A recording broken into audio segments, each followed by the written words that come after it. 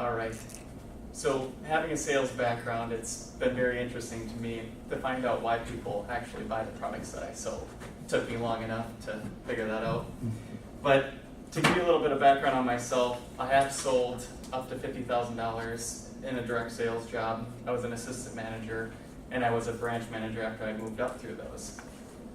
The thing that I couldn't figure out is really what influences people and what drives behavior. What companies are driving this behavior, causing the action of people to get up at 3 o'clock in the morning and go buy an iPhone. Those things really just got me torn, and I wanted to dive deeper into what influences people and why some companies succeed and why others don't. So I just want to do a poll here quick. How many people here own an Apple product? Okay, wow, that's actually more than I had thought. How many of those people know somebody that owns an iPhone or has an iPhone themselves? And I'm hoping that most of the hands go up. Or at least you know somebody that owns an iPhone. Does anybody here know how many iPhones were sold in the last quarter of last year? 33,800,000. That's 375,555 a day. 15,648 an hour, 261 per minute, and 4 iPhones per second. Now we're probably wondering, how the heck does that happen? And I was curious myself. The problem is that a lot of the times we don't know why we're committed to the brands that we do. A lot of the times, whether we like it or not, we're domesticated and brought into those brands. A lot of people can say that my dad was a Democrat, I'm a Democrat. My dad was a Republican, I'm a Republican. And a lot of the times it's more challenging to challenge those beliefs rather than just go with that and find out more from the people that taught you about why it's good or why you should be that way.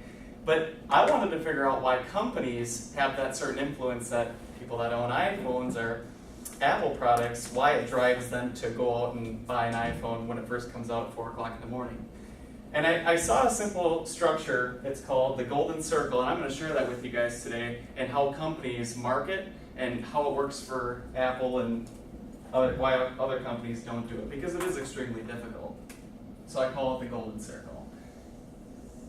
And this is what it looks like. It starts with the why. Actually, in the middle, it's with the why. The second layer here is the how. And then the final layer is the what.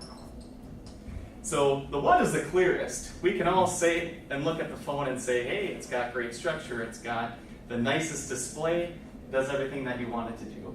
Then you get into the how, it's very economical. It gets everything that you want done fast and efficiently. The why is the most challenging. A lot of the times you won't even see companies that dig that far into it.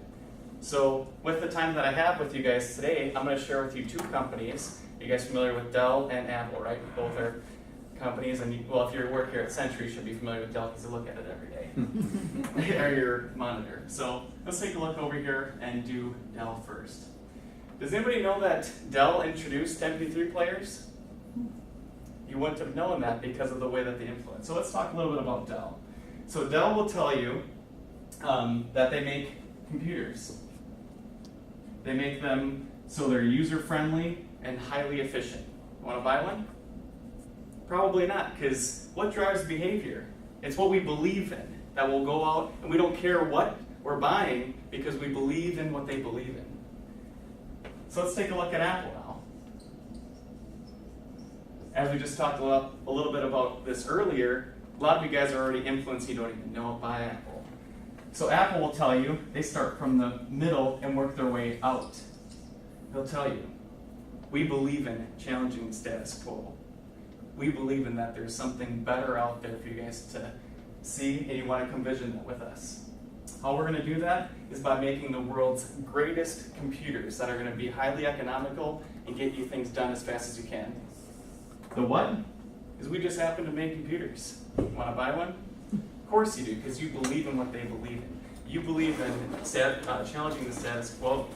That's why all of you guys are buying Apple. And is Dell perfectly capable of making the exact same products that Apple is? Of course they are. It's not like Apple has a talent pool significantly different than Dell does. And their company has all the same resource, access to all the same talent, but they're not getting people to do that. Now, can Dell make TVs? Sure they can. Can they make MP3 players? Of course they can. Can they make DVRs? Of course. Now, is Apple making all these things and selling them? Yes. Now, can we say that Apple is the world's greatest TV maker? No. But what I can tell you is that a large majority of you, most of you, will go out and buy a TV if it's made by Apple at one point or another. It's because what they do influences behavior, and that's what causes the mass marketing, and spreading word of mouth goes by faster that way, and it's more of an influence. So next time you go buy an Apple, you'll know why. Thank you.